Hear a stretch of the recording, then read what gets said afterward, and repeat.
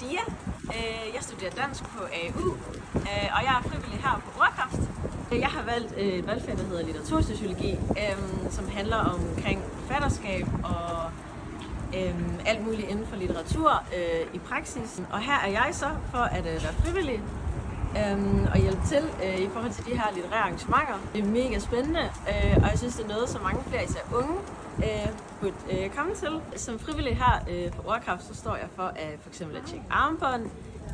Jeg står for at gennemskue ligesom publikum og se, hvilke alder og grupper, og ligesom definere, så vi har det til fremtidige arrangementer, for at se, hvad der ligesom trækker folk til. Her på Ordkraft, så glæder jeg mig til at støtte litterære arrangementer, så dem her, for jeg synes, det er mega vigtigt, at det er noget, man ligesom støtter sig selv, hvis man ikke engang kender forfatterne, eller måske har meget lidt viden om dem. Kom ind og lige se, hvad det handler om, og blive lidt klogere på det, og lære noget nyt.